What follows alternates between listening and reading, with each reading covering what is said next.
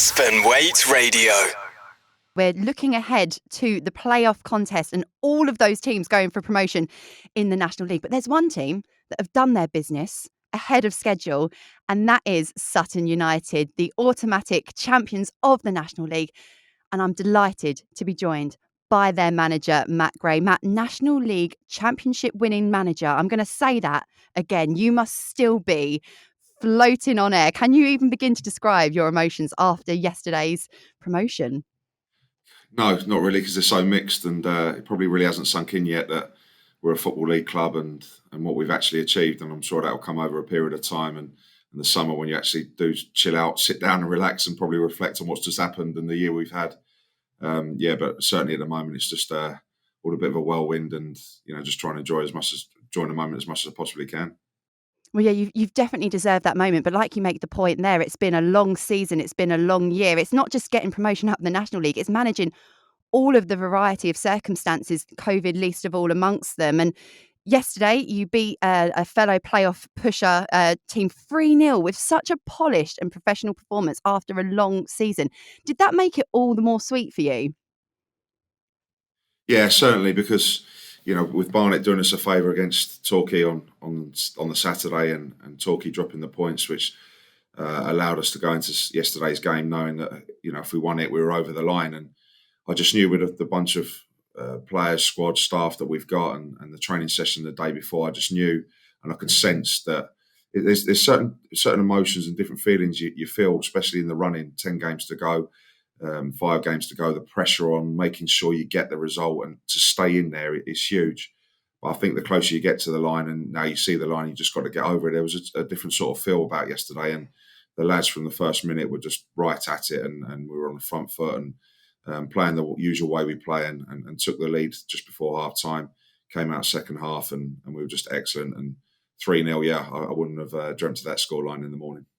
It was a fantastic performance. And again, you're talking about memorable days at Ganders Green Lane. To have supporters back to watch the team get promotion, what fantastic timing. If they were going to be there for any match, even better that they were there yesterday afternoon. Exactly. The season that we've had, the biggest shame and the missing piece of the jigsaw has been the supporters there to see all the results and the performances that we've put in, home and away. They managed to get to 2 games in December.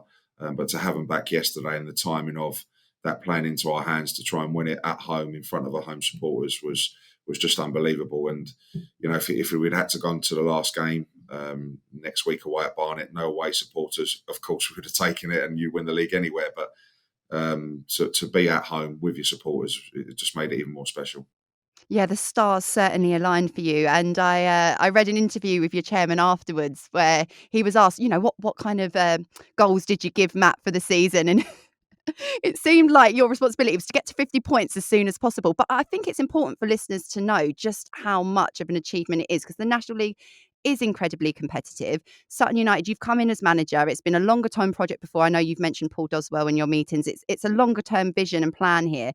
You haven't even moved to that full-time model yet. So to win the league in the manner that you've done as well, it is an absolutely outstanding achievement. It is. You just look at the 6 teams in the playoffs in behind us, and some of the big ex-Football League clubs are not quite in the playoffs at the moment. It's certainly the 5th division now. Virtually every team is professional.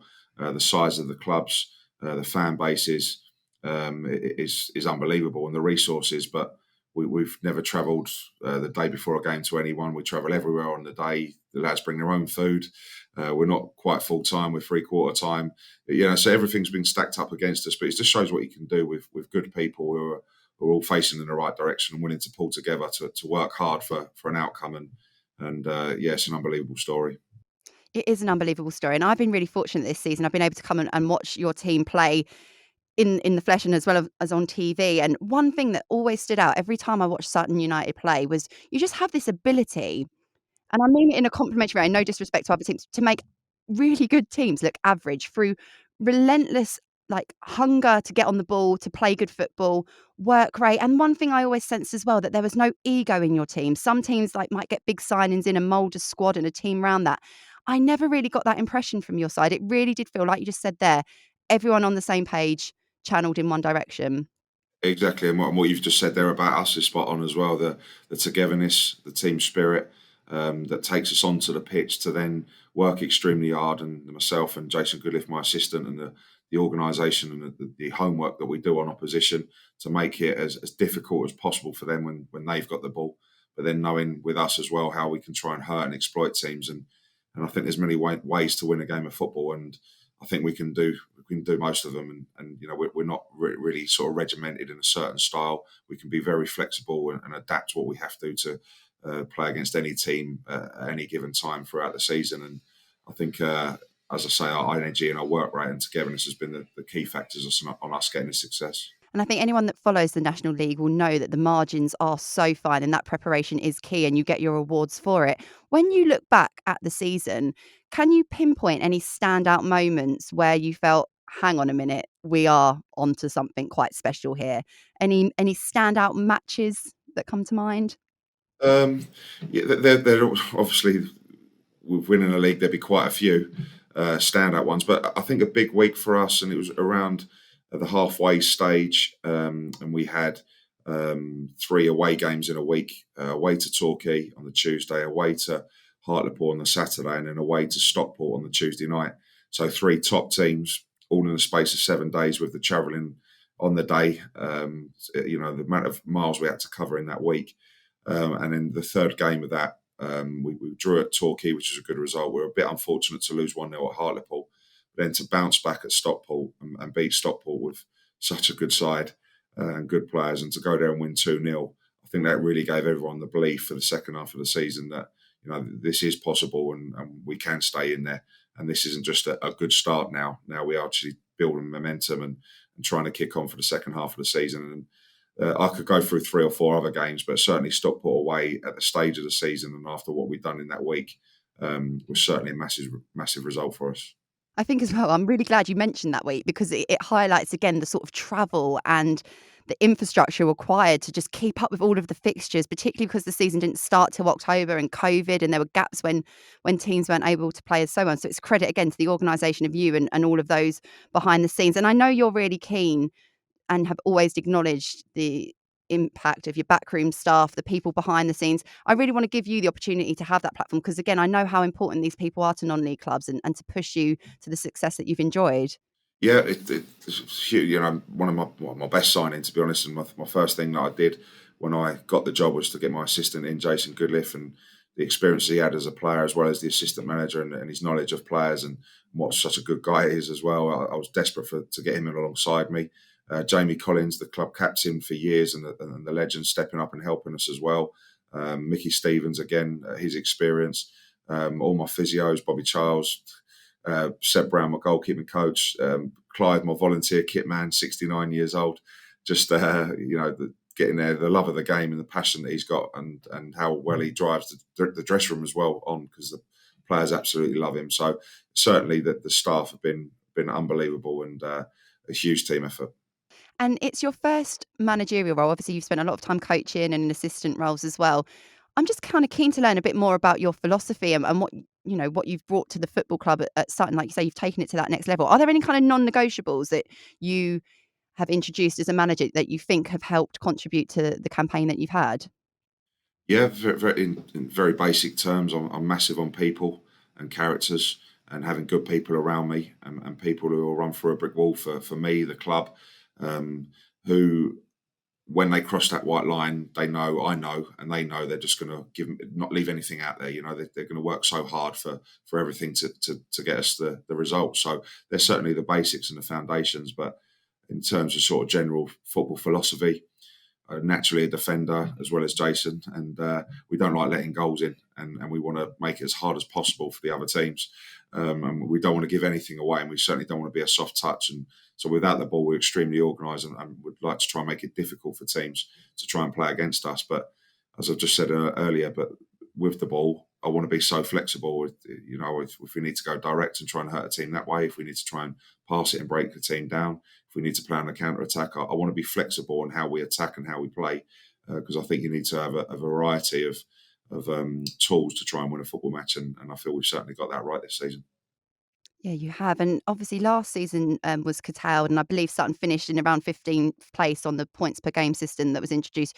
You've taken Sutton from a mid-table team to a side that has won the National League Championship with a game in hand, with some massive heavy hitters in that promotion chase as well. Your next challenge is turning them into an EFL outfit. I bet you're so excited for that challenge. It's going to be a busy summer ahead. It certainly is. Yeah, I'm going to have a day or two just still celebrating. It's not just going to be last night, so I'm going to have a couple of days celebrating and then let the dust settle, and then straight back into it within a matter of days. It sounds weird, but planning to make Sutton United a football league club, and we're going to have to change. We're going to have to go full time. We're going to have to look at our travel and our preparations before games. There's going to be so much we're going to have to improve on and make sure we're up to the standard of what is required to give us the best opportunity to make sure we can compete next season. Well, you certainly deserve some more days celebrating. You get to go to Barnet at the weekend without having to worry too much about it. I mean, what a party! What have you got what have you got planned to celebrate after that game? Yeah, I'm not too sure yet. I think there's plans in place. So I'm sort of keeping out of the organisation and the celebrations. We'll have a couple of days now. We'll get the lads back in training towards the end of the week, and we'll be looking to go to Barnet just to finish off on a high and get a result. And again, another weekend of partying, I'm sure. I was going to say, you've done all the hard work preparing the team all season. You can let someone else plan the celebrations afterwards. And Matt, whilst I've got you here, of course, there are a lot of other teams whose fortunes are yet to be decided. A massive, massive push for the playoffs.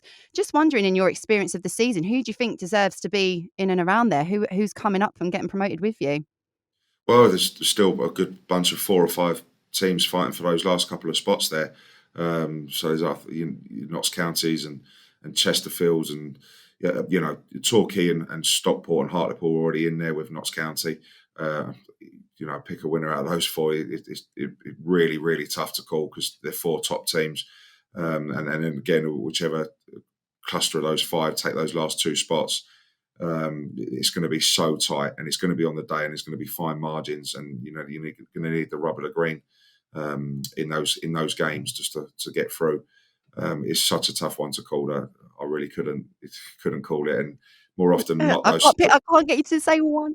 It highlights the National League, doesn't it? Like you say, it is so. Stockport and Notts County were the league's 2 favourites at the start of the season. I honestly believed at the start of the season anyone who finishes above Notts County would win it. But Stockport, a bit of a surprise with Jim Gannon leaving. He did an unbelievable job, but Simon Rusk has come in there and kicked it on as well, and they're a top side. Torquay, obviously, just missed out. They're going to finish second. Gary Johnson's done an unbelievable job. They've got great players. I'd probably just edge over all of them. I think Torquay. Okay, well, there is one club that will be competing in the EFL, and it's yours, Matt. Congratulations on such an amazing campaign. You really deserve all the credit and praise, you and your backroom staff. And thank you so much for taking the time to join us the morning after, the night before, and the promotion before. It's really appreciated. No problem at all. Thanks a lot. Cheers. Aspen Waite Radio.